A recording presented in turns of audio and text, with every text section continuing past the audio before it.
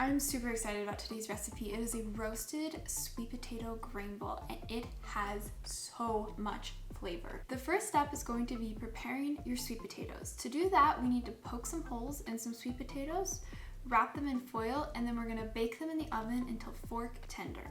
The purpose of roasting the sweet potatoes prior to then rebaking them is to get a little bit of a steam on your sweet potatoes. This helps take the skin off a little bit easier, it gives them a roasted flavor, and it makes them a little bit less crispy.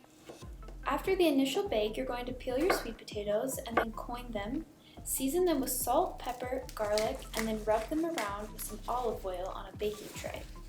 You're going to bake your sweet potatoes at 350 and we will check them after about 20 minutes. The next step is going to be cooking and cooling your quinoa. I've never been a fan of quinoa, but when I started toasting it, it actually started tasting so good. To make your quinoa, you're going to mix up some chicken broth, add your quinoa to a pot, and then you're going to cover it with chicken broth and let it come to a boil. Once it's boiling, let the steam out and then turn the heat down low until the quinoa is cooked all the way through. To a skillet, we're going to be adding chickpeas and letting those also crisp up. To those chickpeas, you're going to add salt, pepper, and olive oil. This will allow the water that comes in the can, or if you've soaked your chickpeas overnight, it will evaporate and then it will start to crisp. After your chickpeas have been crisping for a little bit, you're going to add that cooled quinoa to the skillet to begin its toasting process. If your skillet is really dry after the chickpeas, add in a tablespoon of olive oil. After about 20 minutes, we need to check our sweet potatoes. Pull them out, stir them around, and then put them back in the oven until they are the desired crispiness for you.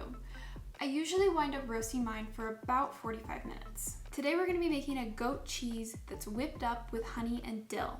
I like goat cheese, but you can also use feta. Feta cheese is a cow's milk cheese that has a little bit more of a tang.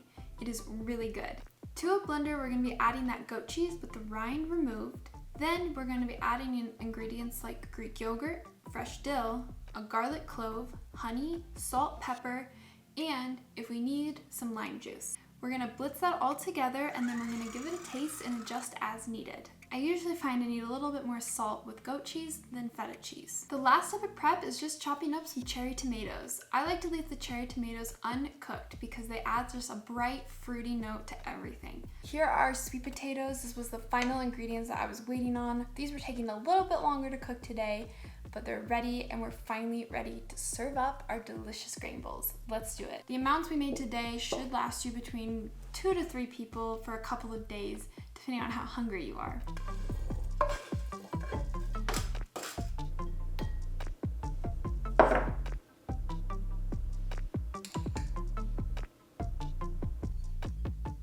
This looks so good. Let's dive in.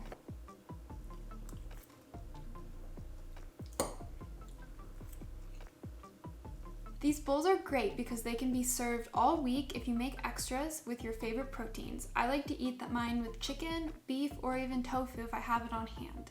This is a must try. It is so good and savory. I hope you give it a try and let me know what you think in the comments below. Thanks so much for watching. Won't be hungry for dinner.